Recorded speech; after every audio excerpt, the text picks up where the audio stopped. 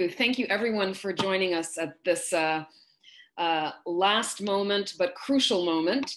We're all gathered here to keep the conversation going and flowing. There have been protests, intense protests, going back 60 years. But what I'm not just observing, but also hearing is that this time around, it's different. We only have about an hour and a half, so I know we won't solve anything in that time. But I think we can all be proud to be part of this change towards what's just by keeping the conversation flowing. We've been hearing the term a lot, systemic racism. What's the best definition? And what's its history in the United States? I know it's very broad, but please, because this seems to be unfortunately evolving in different ways. Systemic racism essentially notes that the kind of undergirding founding ideology of this nation has to do with race, and that all of its institutions are in some way kind of maintaining a racist policies towards people of color. The same can be said, of course, about gender, right? Gender discrimination is systemic in this country as well. The problem I think that many folks have with it who enjoy white skin privilege is that the country for them is normal. You know, applying for a job, you get it, you don't get it, you don't think that it's your skin color that might be inhibiting you. You know, enjoy freedoms that people of color simply do not enjoy, but that seems normal for you. And because so few people really interact across skin color lines, I hate using the word race, so I usually use skin color. Most white folks don't really have an opportunity to understand how racism affects people of color in this country because they simply don't have the opportunity to talk with them.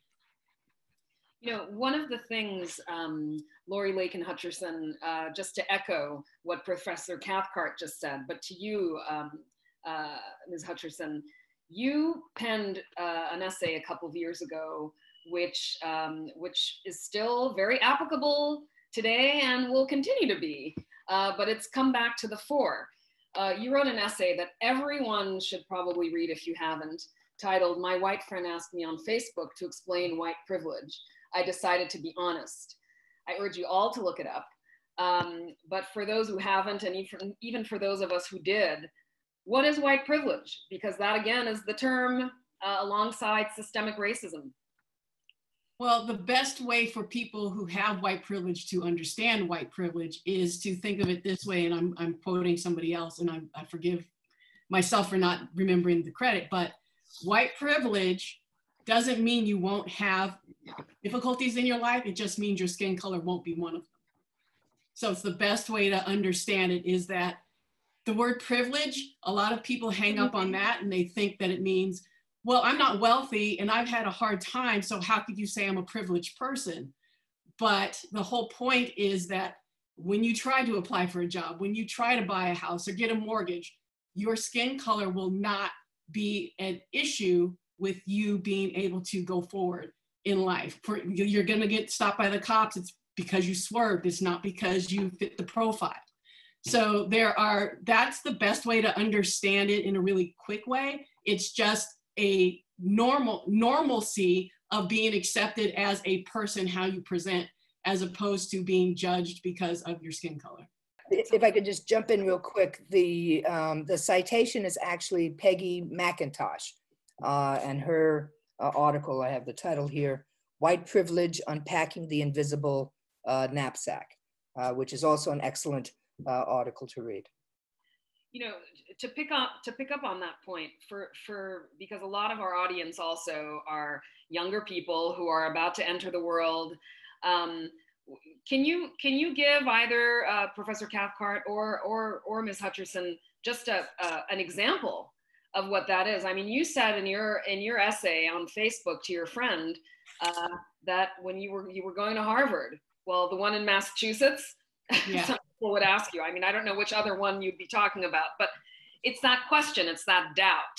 Mm-hmm. Can you talk a little bit about that? Where does that stem from? Because I want to believe that not everybody is bad at the root, but it's also something that people who are not Black find it hard to believe that a person of color was given a favor, that they're the ones who are privileged.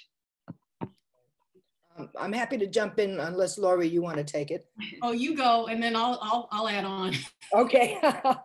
Well, because I actually downloaded Peggy McIntosh's article. That's why I knew the reference, Laurie, so quickly. And she has actually 50 points. And I'm happy to read all of them, but I don't think we have the time.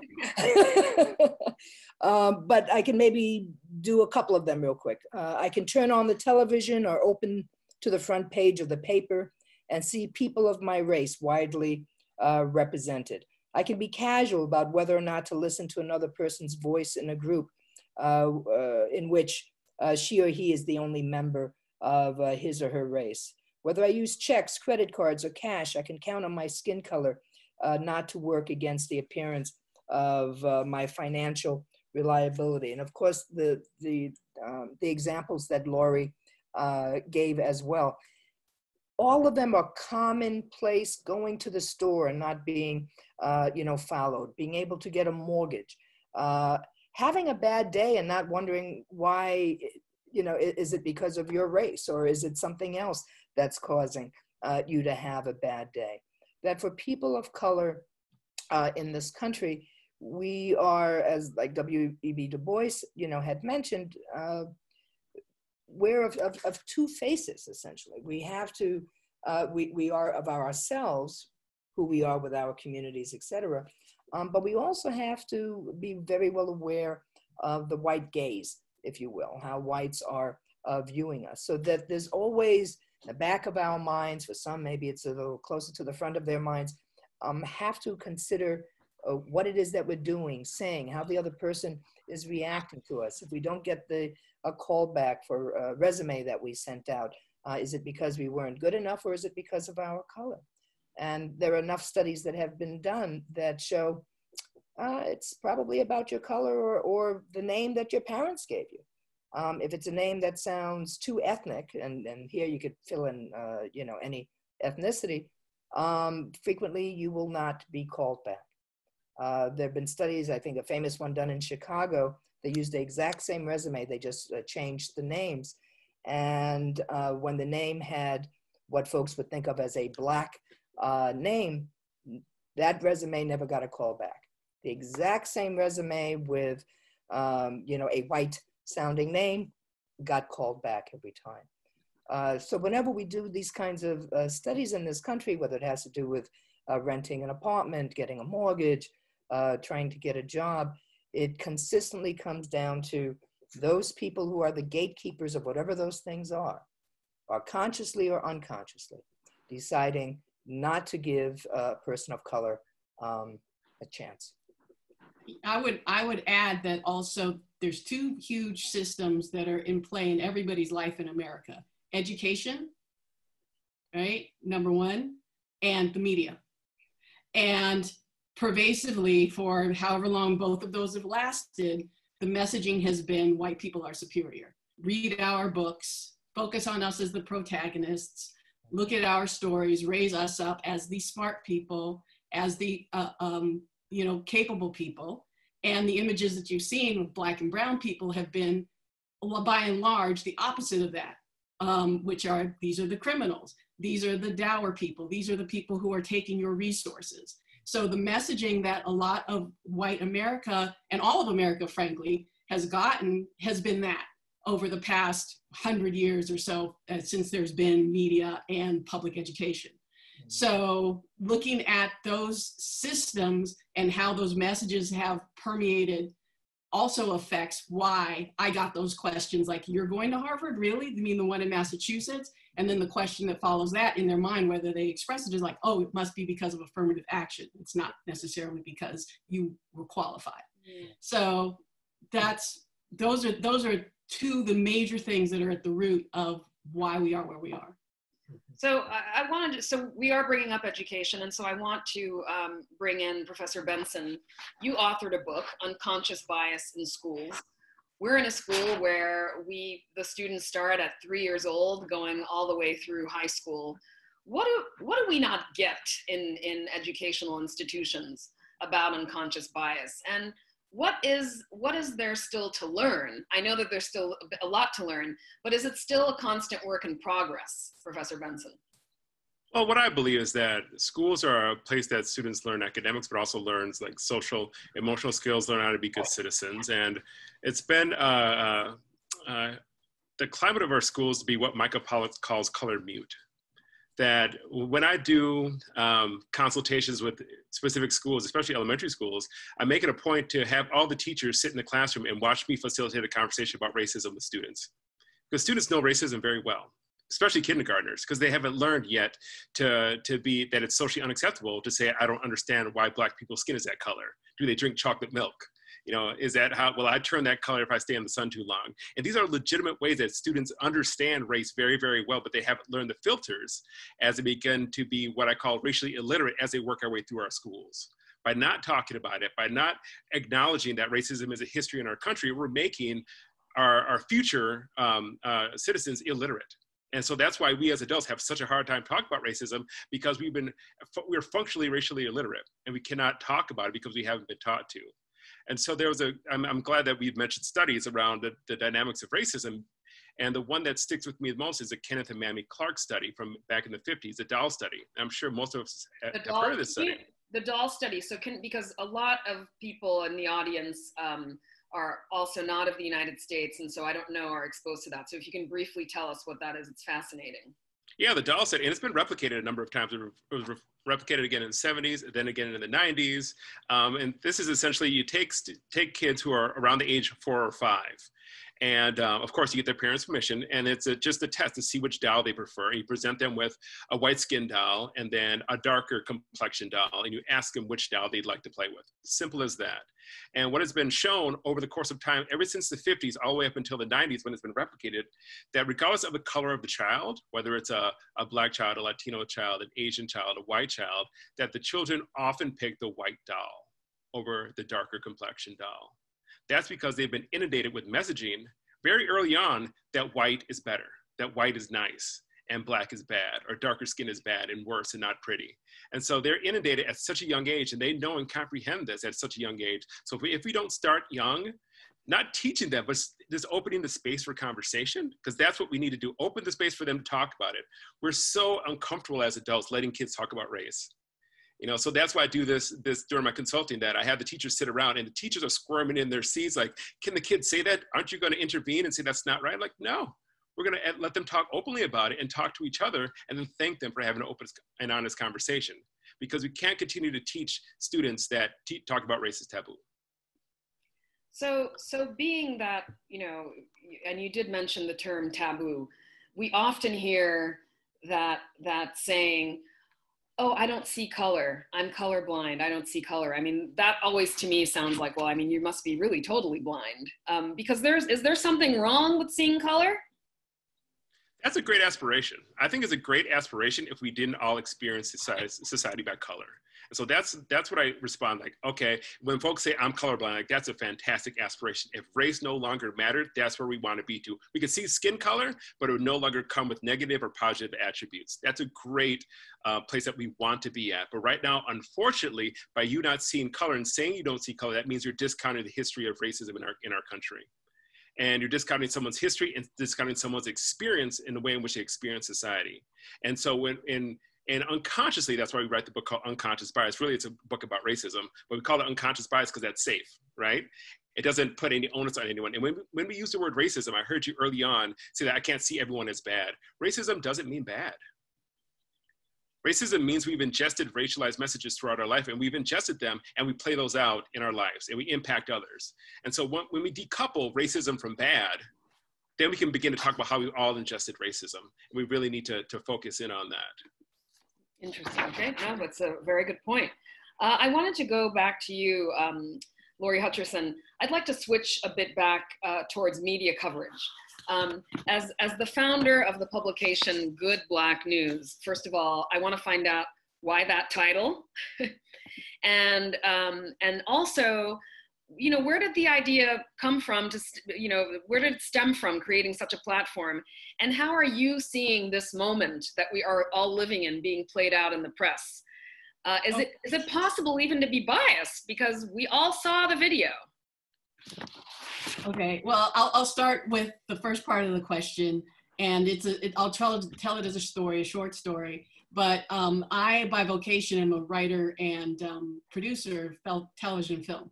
So I was working on a movie project with Terry McMillan, the wonderful author who wrote Waiting to Exhale and Getting to Happy. And we were working on adapting one of her novels into a movie. And we were chatting one morning, and actually we were talking about, she was upset because she'd seen this story about a school in Chicago where 100% of the senior class had matriculated to college. And she's like, how come I'm not seeing this everywhere in the news? They never show positive stories of us. How come this story isn't in the lead of the news? It's always something this or something that. And I was like, well, we got to get to work, but you know, I'll try and find some good Black news site or something and send you some links, because it's got to be somewhere. And I searched the internet, and this was in 2010, and I couldn't find any news site anywhere that just focused on positive things that African Americans were doing. And it was just like, how is it 2010 and this hasn't been focused on or done? So I was just like, well, I'll just start it, because Facebook was there, that you could start your own page. And I just started it from there. And I said, I will just curate and find links and just put them up, and I'll share them with my friends. And it ended up taking on a life of its own. People I didn't know were following it because there was such a thirst for it, because there was such a dearth of it. And so what I've learned in the 10 years since I built it onto a website and gained all these followers from here and all over the world is that it is so pervasive, even to this day, that when you read headlines or when you see stories, even when they are positive in a lot of the mainstream press, it's always, there's a lot of subjugation, subtle subjugation that goes on. And what I mean by that is it'll be like, either somebody's name will be mentioned, like, you know, Black man wins, you know, Carnegie Mellon Prize, right? The Black man did it. Whereas if it were a white man, it would say his name. So there's always that. An asterisk is what you're saying, yeah, to it. Yeah, there's that. Then there's, for example, I'll use an example from the Olympics. When Simone Manuel became the first African-American woman to win a medal, it just said basically like, Black woman wins for gold medal. Like, whereas Michael Phelps, you know, he gets to be called Michael Phelps when he wins a gold medal. So that is very pervasive still to this day, that it happens. Or somebody, you know, if somebody has done something, I always rewrite the headline to say that they've either earned it or they've done it or whatever, as opposed to saying that, you know, if it was a 20th Century Fox hires Viola Davis, it's more like, no, Viola Davis landed this lead.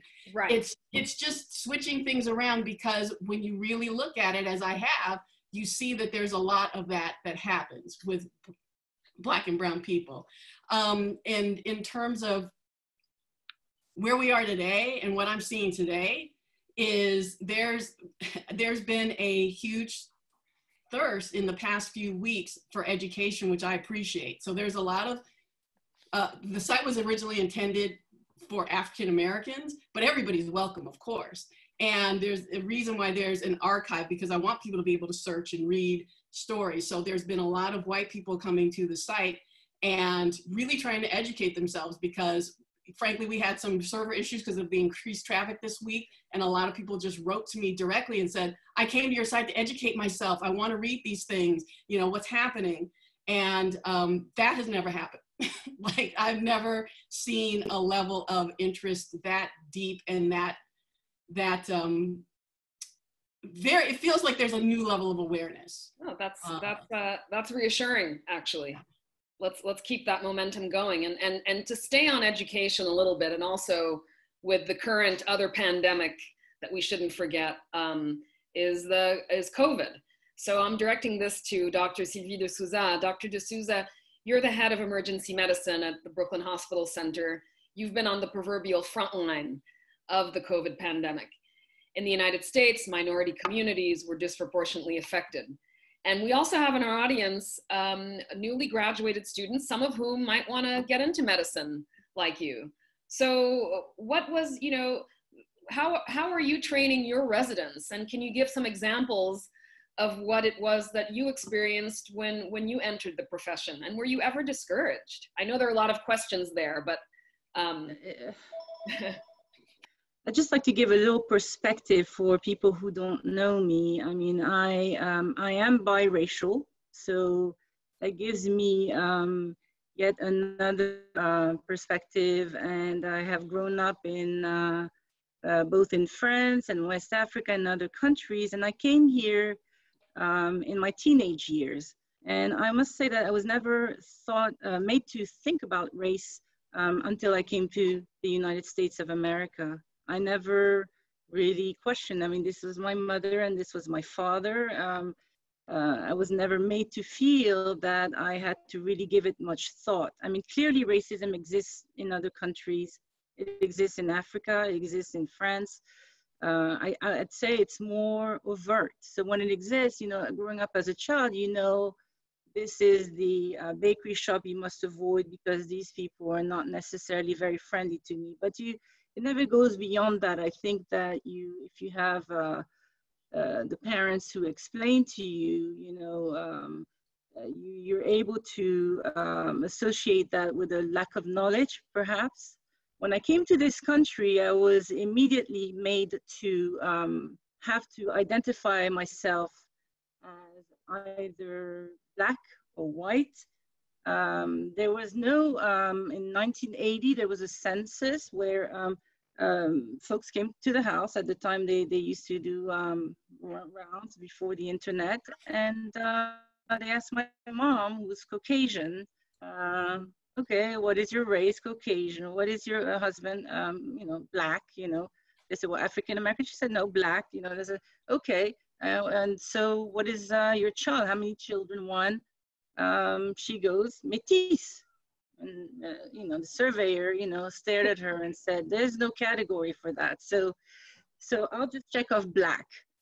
And my mother, you know, not knowing how the system works, she agreed and whatnot. So, but I was present that day, and it stunned me how there was no category for children of mixed race, which are, you know, very prevalent in the United States. I mean, and more so and around the world. So already that was my first lesson, you know, when I arrived. It was shortly after I arrived in the United States.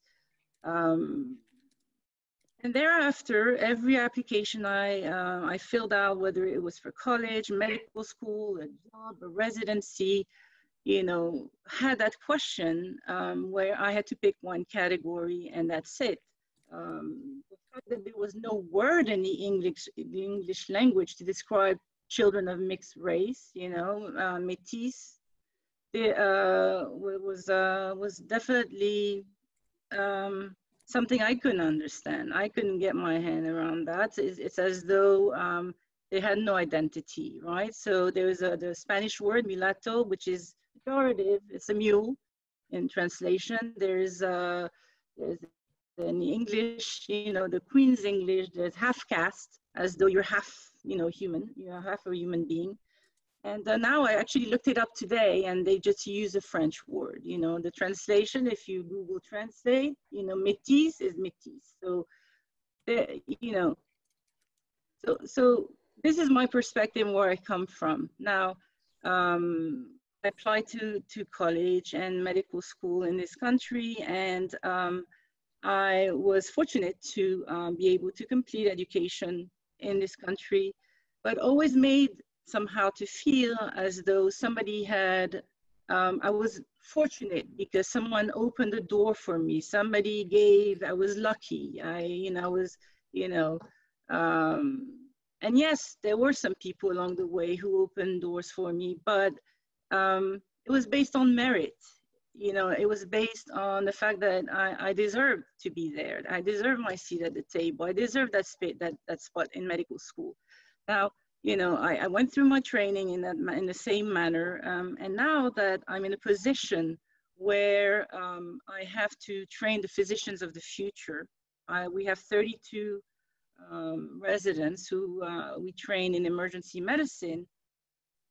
It really gives me yet another perspective. There is a governing body for the training of all all physicians in the United States called the ACGME. It's an accrediting body that regiments graduating medical education. And interestingly enough, in 2019, for the first time, they felt the need to hire a chief diversity and inclusion officer. 2019. 2019, correct. Let that register, everyone listening. Wow. Wow. This is for the training of all the physicians, no matter what specialty in the United States of America, right? So the focus would be to create activities surrounding diversity, inclusion, etc., and also to encourage diversity, not only in the candidates we select to train as specialists in medicine, all specialties, but also to encourage diversity in the faculty and the role models, so that, you know, physicians in training could find folks they could identify with during their training, as opposed to what is traditionally thought as the medical authority, which is, you know, the white male in the white coat. So, you know, to have people that represent them, that look like them in training. So that's quite interesting. They actually came up with a prize in 2020 for the program that would provide the most innovative ways to create that. So that's very telling to me that, you know, we finally have come to a point where somebody has actually recognized that this is an issue in training, in medical training. You know, you're training residents. What is the proper language to use when you're dealing, particularly, I mean, you're in Brooklyn.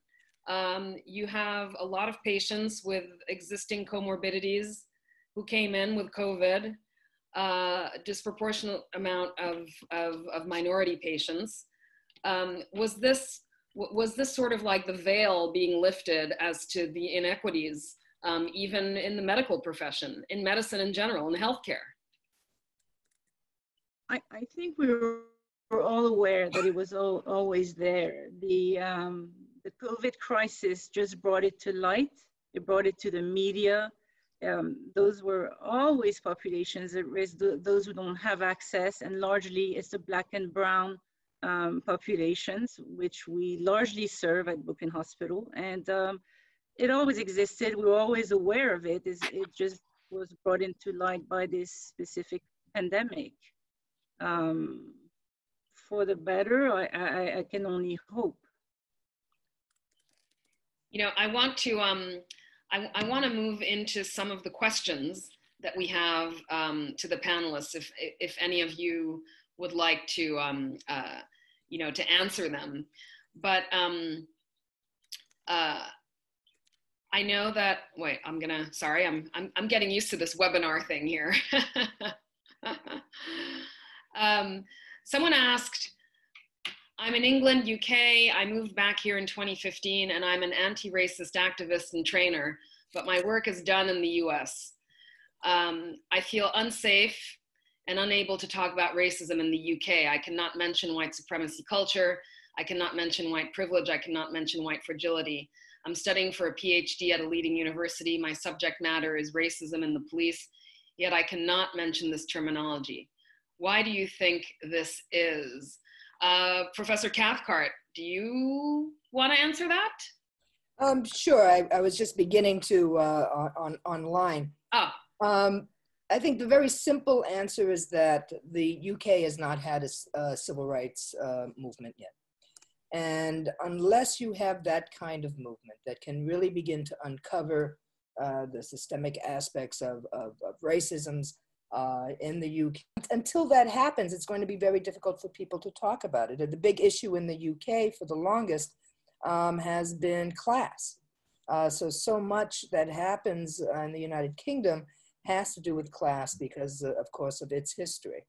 Racism's just hasn't had the same kind of platform, if you will, that the fight against racism that we've had in the United States. And without that kind of platform, I mean, you can look throughout Europe. My mother's from Germany, so I remember going to Germany a lot and seeing all sorts of bizarre stuff, but there hadn't been a movement there to really raise the consciousness of the general public.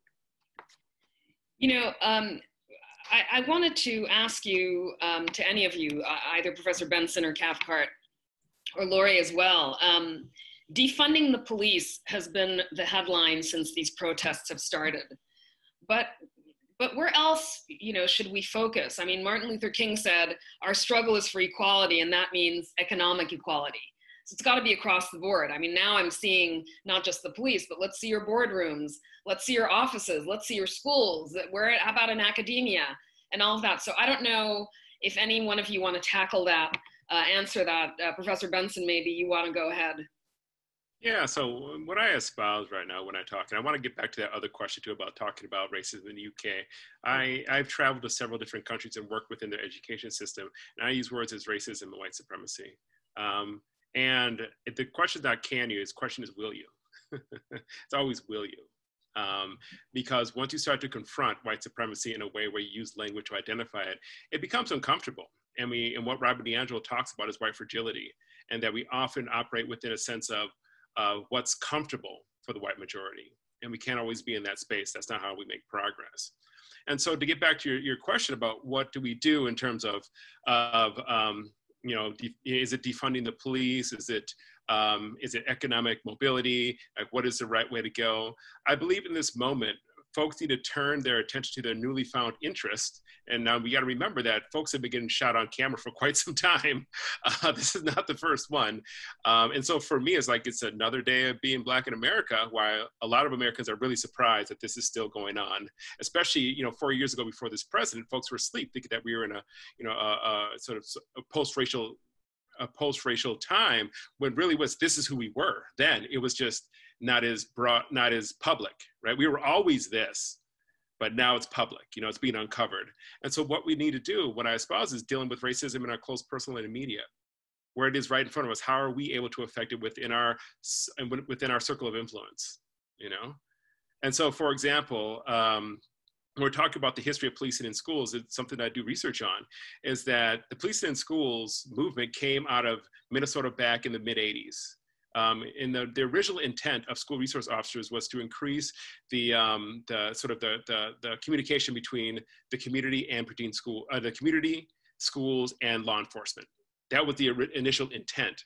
And this was first implemented in predominantly white school districts, just to increase the communication between all three, the community, the police force, and schools. Now that quickly morphed once we started having school shootings with the first one being Columbine, the first mass school shooting of that magnitude. That's when the COPS program was then, the funding from that was increased at the federal level, and they paid for the implementation of more police officers, school resource officers in schools. Now we got to understand that this has continued to grow over time in terms of placing police officers in schools, but it came from the idea that it was going to intervene in school shootings. Now, but you got to think about this. School shootings take place in predominantly middle to high income white schools by white males. But why is it that we have a larger police presence in Black and brown schools if that was the initial intent? And so this is a legacy of the racism in our country, being that we criminalize Black and brown communities, over police them, and then we place, you know, under the guise of making our schools safer, we place police officers in Black and brown schools under the guise of preventing school shootings, when if they're really interested in preventing school shootings, they place them in predominantly white schools, and we would talk about the pathology of white men, which is hard to say, but school shooters are overwhelmingly white male. But yet it doesn't stick to the group, but it sticks to us as being the violent and criminalized. And well, so it doesn't stick to the narrative, right, is really what it is, because the narrative is that one group is the criminalized group and the other one can do no wrong or has mental issues or something. Or the lone wolf. This even applies to police brutality. It's always a lone wolf, bad apple. because things don't stick to white society, especially white males. When there's a pattern of serial killers who are white males, overwhelming school shooters who are white males, or police officers who are brutalizing Black communities who are white males, but yet they get to be individuals. And this is white privilege. They get to be individuals. But yet, Black and brown people, we have to be a community, and anything our community does, an individual in our community does, is blamed on the entire people.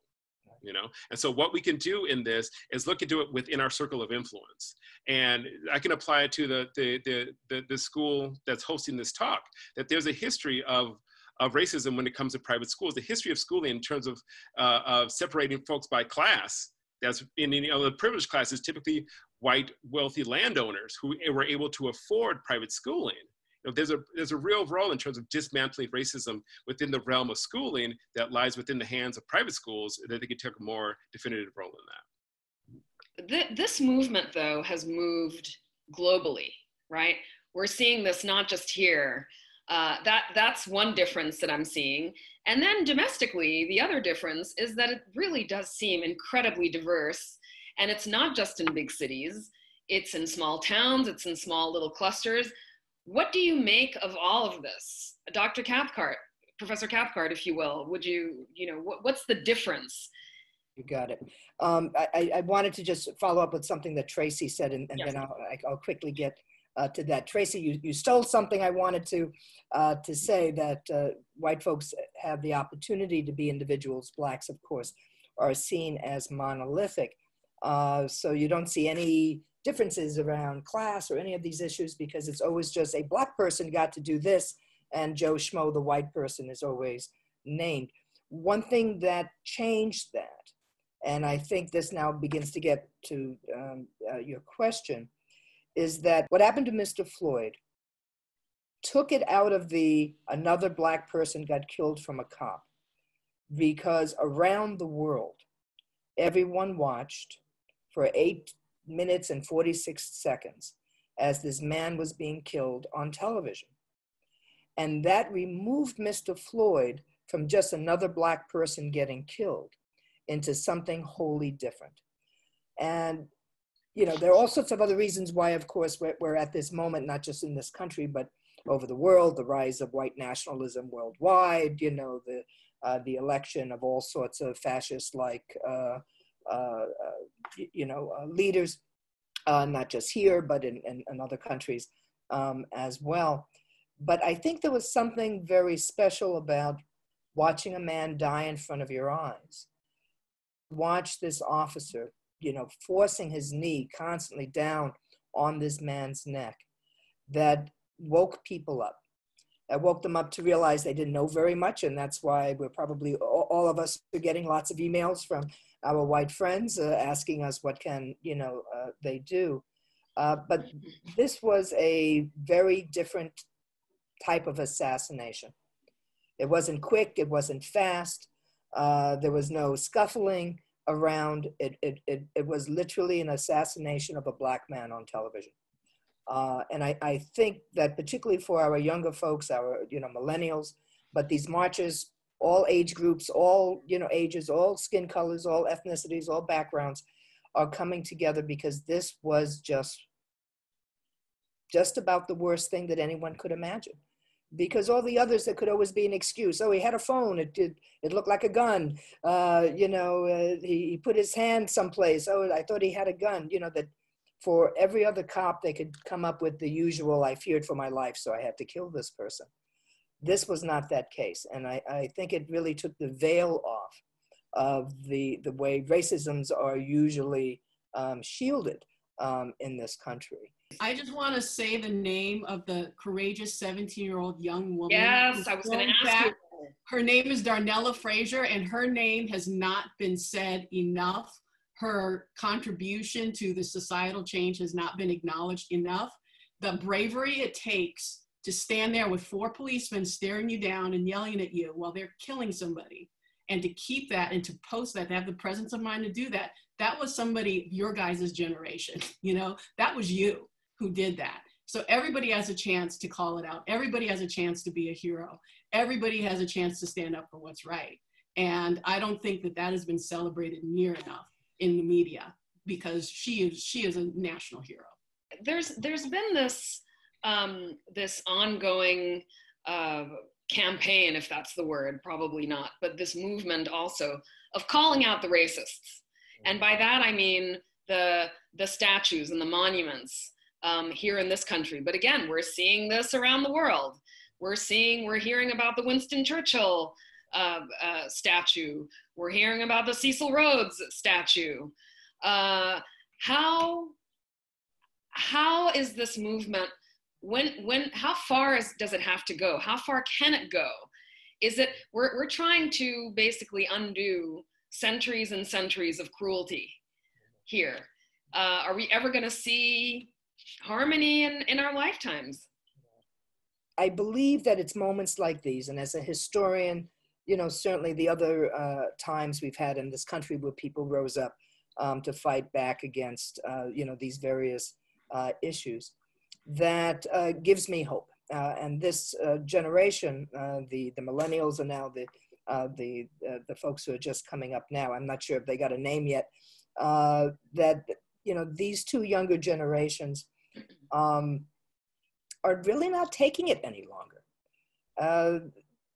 Whether it has to do with our schooling, you know, at least for those who, you know, go on to college, there's a little bit more diversity there. We know that there isn't much in the rest of the world. Maybe there's so many channels that people get a chance to watch, you know, lots of different people on their various screens.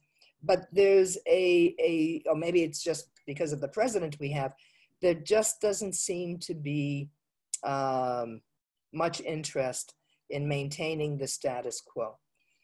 So will we see real change in the rest of our lifetime? Again, I'm hopeful, but it depends on whether we stop protesting or whether we continue these protests. Whether we vote, that's a major issue there. Not just for president, of course, but for state leadership as well. That's where many of these issues get played out on the state level. And unless we have responsible people from the school board to the governorship, you know, in these various states, we're going to see the same sort of thing happening over and over again. In terms of the future and hope, and can this sustain itself, the one ism that is right in step with racism is capitalism. And unless there's a redistribution of wealth, unless everything doesn't become commodified, unless people are willing to allow themselves to be taxed so that we can have a healthcare system, a proper education system, proper policing, the change is going to continue to be like incremental and this surface level where we take down monuments and we don't say certain words anymore or laud certain people who did horrible things in the past. But for there to be a true systemic change, we have to look at it economically as well. You know, you encourage your residents to go out in the community. When you were a resident, was that something that you were taught, or what was it like for you at the time? What are the differences that you're seeing? You've been in the profession, what, 25 years now at this point? This is my 26th year actually, and I've occupied various leadership roles, but at the head of the department, you have you certainly have the ability to influence the hospital administrators and to be active at more regional level, citywide level, you know, and to encourage change. So yes, I mean, at the time I was training, I was a minority. You know, there were very few. I was one of a handful of trainees in emergency medicine, which was a very competitive specialty and remains so. But I think that I'm in a unique position now to sort of influence that you know, that change, you know, to you see, when people interview for residency spots, right, you know, they sit in front of me and, you know, everybody tells me their story. Everybody has a story. I don't look at, you know, at race, color, or, but I know when I have, you know, a Black or brown kid in front of me, how much, you know, they had to sort of endure, take on, yeah, to right, exactly, the pain they sometimes have to suppress in order to arrive where they were. So does that influence my choice of candidates? No, but certainly it speaks volume to me as to the resilience of the person I have in front of me. And certainly when you foster, you know, an environment of diversity, they look at faculty around, you know, and my faculty is as diverse as the population we serve. I think it just attracts the right kinds of candidates who want to make a change in their community and at, you know, at a national level, and go on to teach, to become educators as well, not just physicians. Where do we go from this after tearing down monuments, after protesting? Where does this move on? What is the next step? Well, again, I want to get back to the, you know, dealing with racism in the close, personal, and immediate. And I think that's the biggest issue right now. And I love this goes along with the question from Camille J.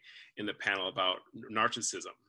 And there are papers on white racial narcissism, in that we will, and this also goes along with around the concept within critical race theory of white interest convergence.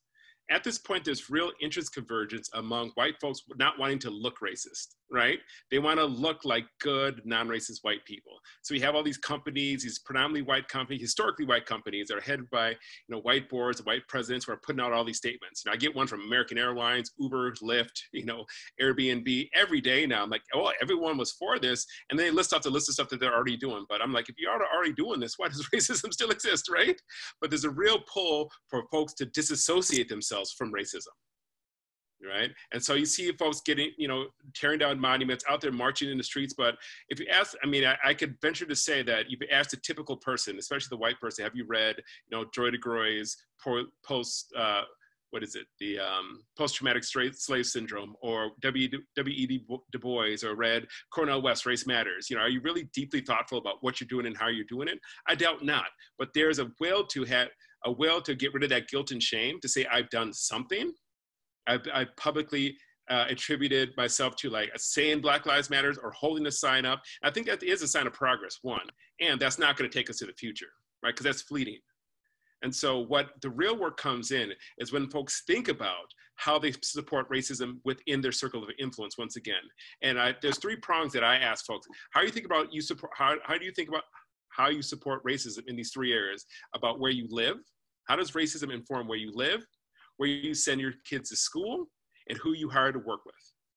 And these are three areas where you can either be racist or anti-racist. There's no neutral, because race is involved in every one of those decisions. So until we think as a country and as individuals about if we're willing to be uncomfortable within our spheres of influence, and what are we going to do when we go to work, where we live, in our schools, then we're not going to make the type of progress that's really necessary, because it takes an individual to create a movement. And it's not just surface level tearing down monuments and putting public pronouncements on Facebook of, I feel for you, I stand with you, and then having that be it. The first question is the following. I'm a white female cisgender middle school counselor in Portland, Oregon. As an educator feeling urgency to dialogue with students at this time around systemic inequities in the unique context of virtual distance learning, do you have advice on how to structure safe spaces virtually for young people? Some of my colleagues have started a Students of Color affinity group, which has historically served as a safe space, and I'm wondering how we are urging our white students to unlearn these racist systems as we consciously unlearn them as adults. So I'd like to turn the question back on you, because actually you're the closest to the matter. So you have a teacher asking, how could they facilitate conversations in a safe space? So how would you feel safe to have a conversation? So Maxime and I were actually the co-presidents of the Black Student Union at our school. And it was the space that we both needed, and we think we needed for the younger students. And I think affinity group spaces for minorities is very important. And I'd encourage a lot of other schools to ask your students of color, Latino, Black, Asian, to start these groups where they can find people that look like them and find safe spaces to speak. I think it's very important. And what do you hope the white folks are doing at this time? What is their space? What do you would hope that when you all are meeting as a community of color, what would you hope is going on in the white space? Well, actually, our teacher that moderates the Black Student Union, she was saying how if white people come into the Black Student Union, they know it's a Black space and that they may feel a little bit uncomfortable. So then if you reverse that, like Black students or minority students are always in white spaces. So they must feel very uncomfortable sometimes. And I think that you have to be uncomfortable at some point, and these spaces are necessary because students of color feel uncomfortable many times in predominantly white institutions. And I think it's very important that teachers realize that students have a wealth of knowledge. You can even talk to white students like, we're going to talk about race. So what do you think about that? How can we develop a space to talk about race in a way that's going to be uncomfortable, but we're going to have to do it? White students know a lot about race and their discomfort. They know what's taboo, they know what's not. And so in my work in schools, in working with teachers, I often ask students the same question. The teachers have these big questions because of their discomfort, because of their racial illiteracy, their discomfort with talking about race. You ask students in a middle school, a white male student, we're going to talk about racism. What do you think? Well, I know I'm supposed to, and this is a white student. I know there's certain things I'm not supposed to say, but I know I think them. And so I think I shouldn't say it around Black people, but I have these questions. Fantastic. So let's make a group of white people, and get a teacher who was white, but this teacher should be informed by someone who knows race. Shouldn't go in race illiterate trying to lead a conversation with other white folks who are also race illiterate around racism. So work with someone closely who understands the dynamics of race, and then be the moderator, and then open up a space for students to talk, because that's all we have to do is let them talk. We don't have to teach. In order to have us become more racially literate and comfortable to talk about racism, we must first talk about it. Thank you. Thank you. I just want to come back to a question that was answered earlier by Professor Cathcart, but I think it's worth bringing back. It was a question raised by Serena, who asked, how do I respond to classmates who keep touching my Afro hair and they'll stop when I tell them to stop? And I think it's a really good thing to bring back and to follow up with what teachers can do, because this is a reality that a lot of Black students face at the school. This is something that has been going on for a very, very long time. I remember people doing it to me. Faculty members, new Black faculty members had the same thing happen to them because the school wasn't too used to having Black folks around. If you go to another country, folks of African descent who go to China, for example, have this constantly being done to them, folks coming up, curious and just wanting to touch the hair. So, on one hand, you can see there's a curiosity there, right? It's the way the curiosity is being shown is not in maybe the best possible way that such things can happen. Primarily because I believe around the world, most folks of African descent are not seen as fully owning their own bodies. Right? Somewhere in the back of the mind is, the whole slavery, issue. You're not as competent as I am issue. So that when we're not seen as fully human by others, even the innocence of a child, feel as though they can just reach out and, touch your hair or touch your, your skin. There are obviously a bunch of ways that one can handle it. My way, I've been a teacher since I was a little kid, actually. My way is to not try to shut the person down, like, curse at them, get your hands off me, beat them up or anything along those lines, which, might feel satisfying in the initial moment, but you will win no allies, that way. So I can certainly understand the feeling, but you've now helped to create someone who is never going to want to see things from your point of view. There's a burden on people of color in this country, and you either accept that burden or you don't. And that burden is to constantly be in a position to have to teach white folks about what it means to be Black in America or in France or in Germany or, you know, pick the UK, pick the country. But what has worked in this country slowly over hundreds of years is slowly building up white allies. Black folks can't do it alone. We're not enough people to make the change, right? We need white allies and Asian allies and Native American allies. We need allies of every possible type, because it is only if we're working together that we can manage to make some change. So my suggestion to the young person who wrote the question was essentially that, to, if they can stomach it, you know, try to teach the person, as opposed to saying something or doing something that will just shut them down and lose them as a potential ally forever. So the next question we have is, how do you confront white liberals, people who say that they are in support of Black, Indigenous people of color, about their racial biases? Or at least, how do you get them to have a conversation about it? Ms. Hutcherson, would you like to answer the question? Yeah, okay, I have to unmute myself. Confront is such a strong word, because I think it's fair that there are times when I don't want to do the emotional labor, and there are times when people don't want to delve into the issue. Now, if you're ignoring a situation that's actually happening, then yes, that's wrong and it needs to be confronted. But in terms of like, hey, we're going to discuss this, I think it's great to make an appointment to do that.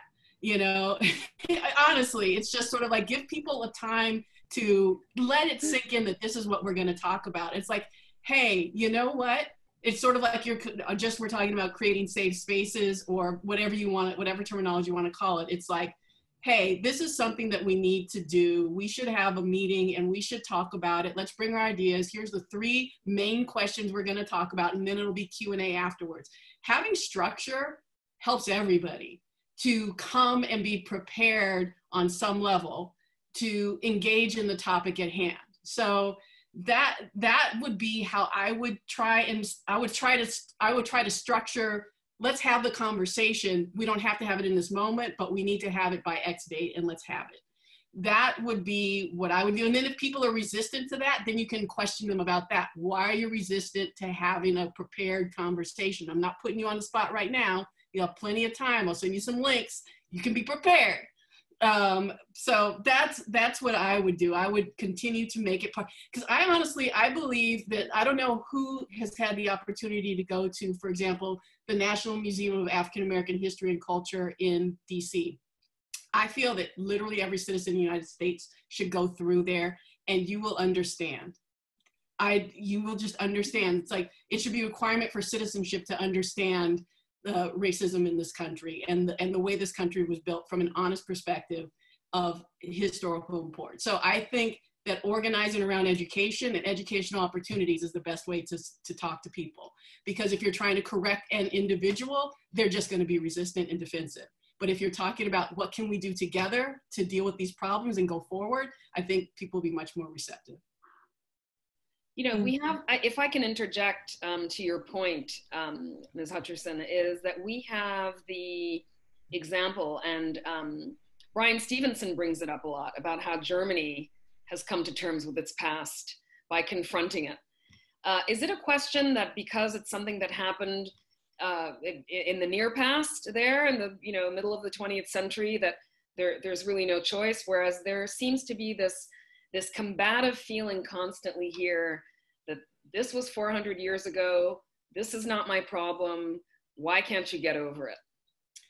Well, I think because collectively, honestly, a lot of African Americans have wanted to not talk about it and forget about it and move forward, because it's painful. It is so difficult I remember being in 3rd grade and we started talking about history before the Civil War.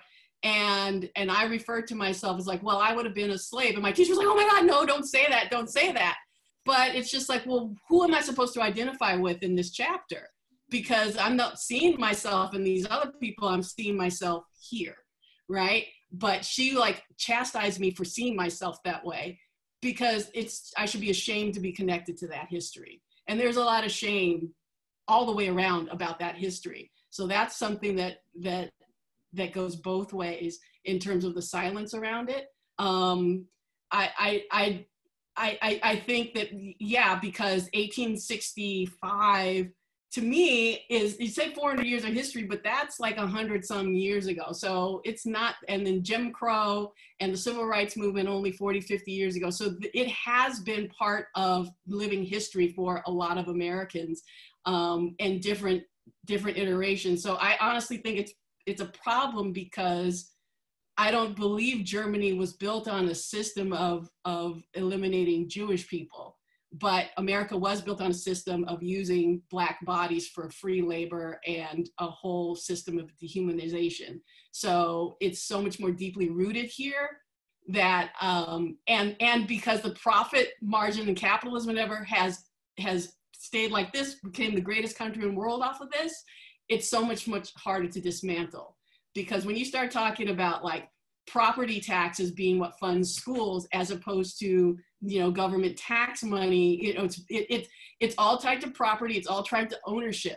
And until we really look at it all and address it all honestly, and with intentions of dismantling it, it's going to continue to be difficult. So yeah, education, conversations like this, places like this where people can go forward with this information and continue to educate themselves and educate others around the dinner table, at the workplace, in other institutional settings. It's a lot of work.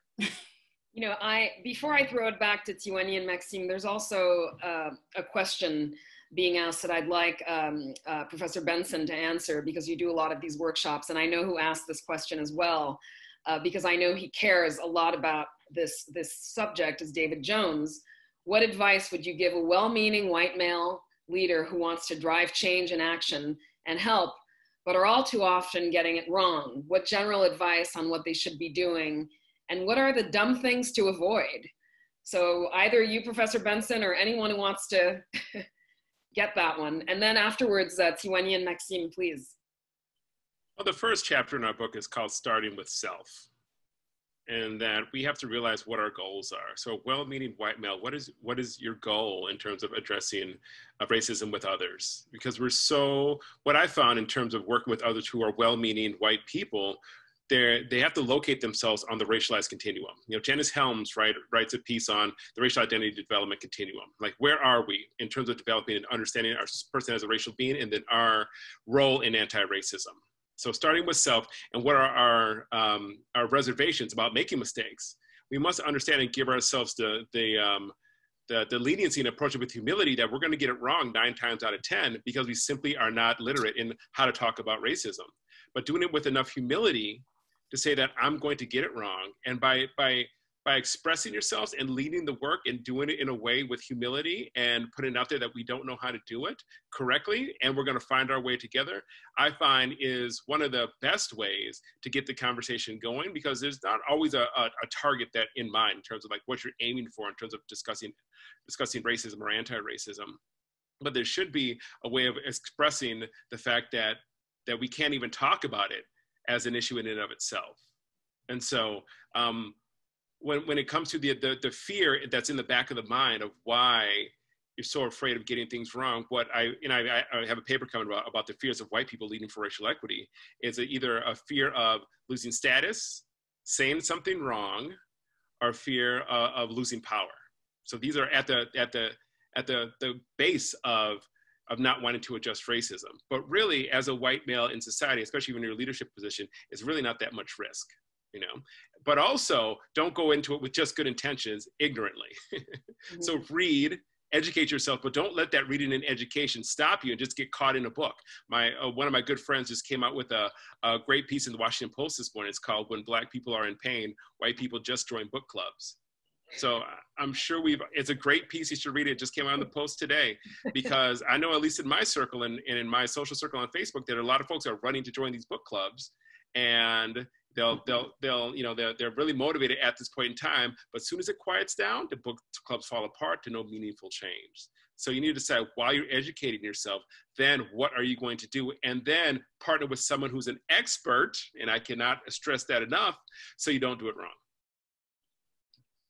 Maxime, do you want to ask another question? Yes, we have another question. So this question is from the Federli family, who says, good afternoon and thank you for this webinar. In thinking of actions and solutions, would more African Americans and immigrants in the police force, politics, entrepreneurs, and other positions of influence be a big step in leveling the power scale?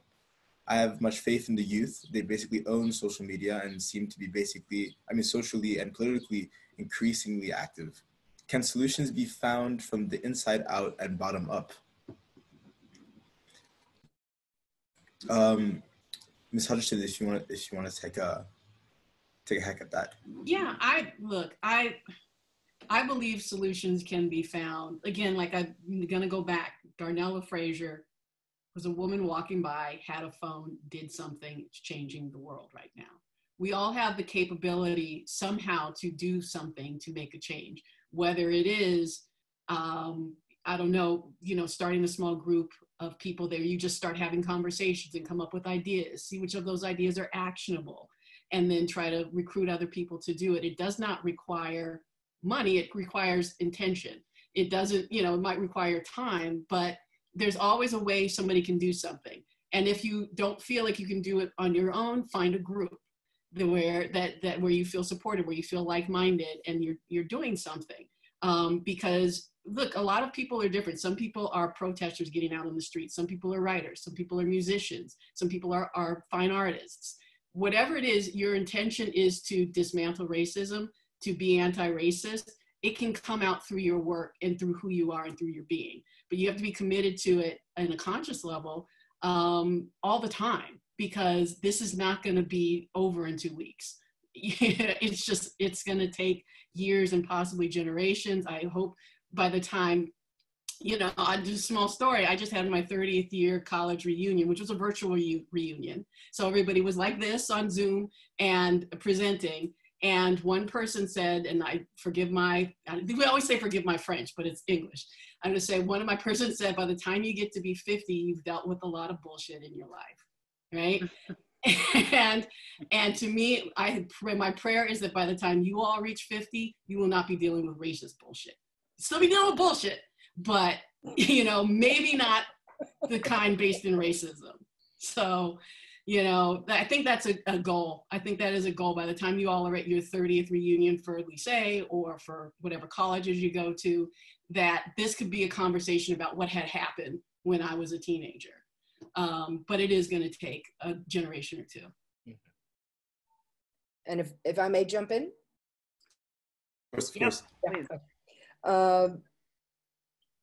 I think the other issue here is that certainly more people of color in all aspects of life would be helpful, right? Just having folks that young people could look up to and say, hey, I'd like to be like him, or I would like to be like her and open up my own business. All of that would be useful.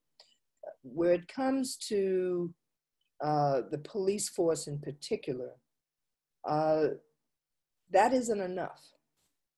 Because unfortunately, cops of color are also blue. And it's what the police forces are all about that affects their decisions and actions as well. If they feel they have to act a certain way in order to make sure that white cops have their back when something really goes down, that's going to affect the kinds of decisions they make. So this is why there's this call to defund, to reform, to change police forces are so important, because in that case, I mean, it certainly can't hurt to have more police officers of color, but until we change what policing means in this country, to remove it away from its founding, which was essentially to, catch escaping slaves, right? To remove it from the post-slavery era, where it was all about controlling Black bodies and ensuring that those Black bodies would remain in slavery, right? Because if you're in prison, you're allowed to be a slave in prison, right? That's part of our Constitution. So, I mean, the last place where slavery legally exists in the United States is in our prisons. So you have police forces that unfortunately from the very beginning has been kind of linked to this control of the other, right? Because so many of the police officers were of course white, that is something hard to get rid of, particularly when you see, you know, officers, they're the third, the fourth generation in their family to be police officers. They've been being trained by all those previous generations as to how to think about other people. So I would say, yes, the more folks of color throughout American world life would be positive. But when it comes down to these sort of, police forces, political parties as well, you can throw all of those in, something more serious has to change in order to really address the issue of race and racism. Thank you. So the next question I'm going to direct to Dr. De Souza. So it says the president of the AMA is an AA female. Our former president was biracial. Is this not progress? Doesn't that indicate that the majority of America and doctors aren't racist?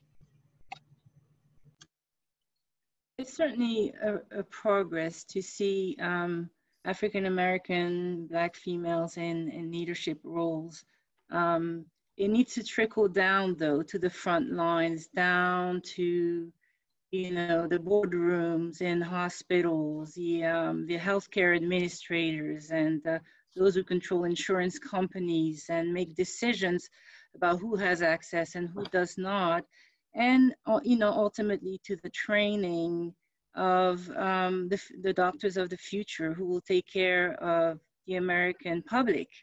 So, and I don't see that as having happened yet. I mean, yes, it's a progress and it must be acknowledged.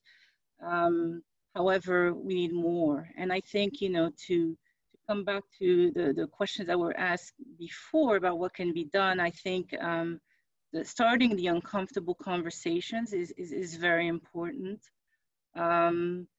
I don't think necessarily asking for our white colleagues to have an understanding, because I think understanding sometimes maybe, you know, implies, you know, how a situation occurs to you. How a situation occurs to my white counterparts is not how situations occur to me, and how, and that's largely based on how I'm perceived, right, in the boardroom and wherever I have a voice, or at least I try to have a voice. But I think that the most important thing is just starting those conversations, not being afraid, because there are people, you know, to have systemic racism implies you have a system in place, right? And they have to be participants in that system, right? Who somehow enable it to exist, right? So their participation can be either they're cognizant of it, not cognizant of it. It can be through lack of education and knowledge. Thus, you know, as someone brought up, everyone should go to that museum of African American history. I mean, part of it is this: the lack of education, lack of knowledge, which we oftentimes carry the burden to having to fill, right? To fill the gap for. But it can also come from fear of repercussion. I think it was Dr. Benson who mentioned that, and the implications in their own lives. You know, how would I look, you know, if I, you know, intervene in such and such manner? And but I think the most painful one is the silence, the one that occurs through silence. You know, not even acknowledging that there is an issue, and that's the systemic racism that is the most painful, the most, and certainly the most, has the most deleterious effect on the on our progress in no matter what in the industry, but certainly in medicine. It's a silence, it's a non-said, it's what's not stated, it's the avoidance of saying certain things or acknowledging certain things. It's it's the lack of recognition for your achievements at times, and watching your white counterparts being recognized, for, similar or achievements. So all that is there, and we have to start by acknowledgement. I think acknowledgement is the first step. So yes, it's nice to have, an African-American female as the head of the American Medical Association, but it's just not enough. It needs to trickle down, all the way down to the training level, to the youth like you guys who are entering the profession. Thank you very much, Dr. De Souza, for your answer. I want to, and thank you for also talking about how to actively fight against systemic racism. I want to take that conversation across the Atlantic Ocean and address a question that was asked earlier today that says, can you speak to the problematics of structural racism in France and the construct of the Republic? How are current economic and political dynamics impacting this conceit? So could you tell us a little bit about that, about the situation in France and how systemic and structural racism has its place in France?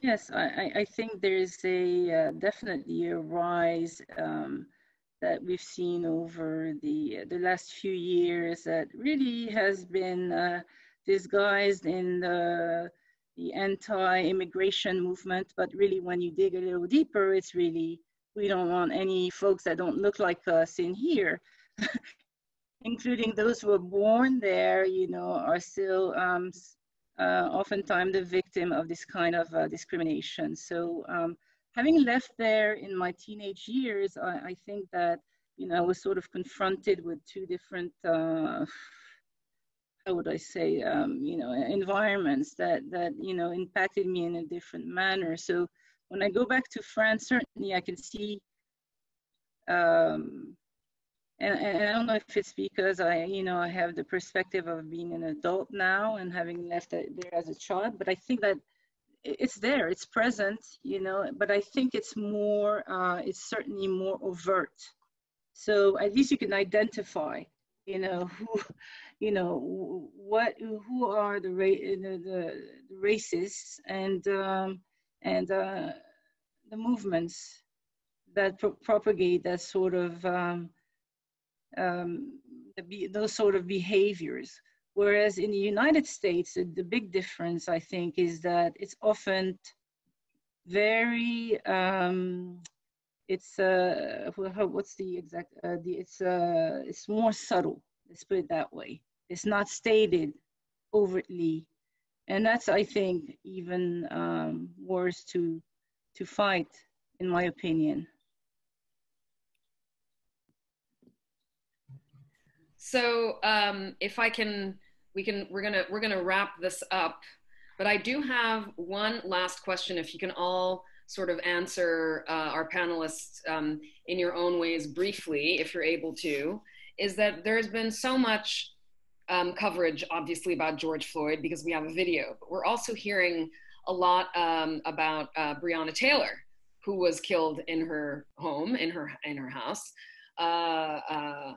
How come her death has not received, according to the opinion of one questioner, has not received as much attention as the other deaths? I think it's catching up now, but I'll let you answer that because we're finding out about her case that just happened a few weeks ago.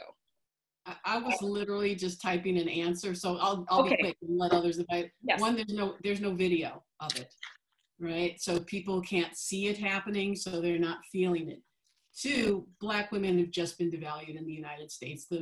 Our lives and who we are, we're not male, we're not white, and so just like the amount of care that exists for Black women is just lower. And three, because it's being caught up on police procedure, they made a mistake, they knocked on the wrong door, and it doesn't look like racism, but it's absolutely racism. If they're not paying enough attention, they're not caring enough to pay enough attention to who the warrant is for. They're going into a Black neighborhood. They're just knocking on, or not even knocking on doors, they're just bursting through doors and shooting. So those are three reasons to me why it's not getting the attention or hadn't gotten the attention until now. I agree that, you know, we live in a patriarchal society where, you know, masculinity is seen as something that's more valued than femininity, and then Black females, as the Combahee River Collective say, Black women in society are among the most oppressed. Never mind being Black women, you know, of LGBTQ identity, you know, in terms of oppression and invisibility. And so we have a number of cases. Breonna Taylor, the most recent one, but we have Sandra Bland, who it was on tape. We did have marches, but it wasn't to the level. We forget that, you know, it's such a litany of folks within. You know, it's hard to remember all the names right now because there are so many. But when you see the coverage of the deaths of Black females in society, it's just not covered the same. You know, it's almost to a lesser level justified in a different way, and we justify a way not paying as much attention. So we really need to, within the greater society, but even in the Black community, to have that hard conversation on why and how to better support our Black women in society. I think we're going to take this chance then to thank everyone really for your contributions. This is a conversation that we must continue, and we're already sending advance invitations to you to start this over again, this time in our building, to have this in person. Thank you so much, Dr. de Souza, Professor Cathcart, Professor Benson, and Lori Lakin Hutcherson for your presence. Let's keep the conversation going. I cannot thank you enough. And I know when the protests stop and everything else, we're just gonna have to keep on talking and keep this in the forefront of people's attention and minds. So I really, really appreciate it. Thank you.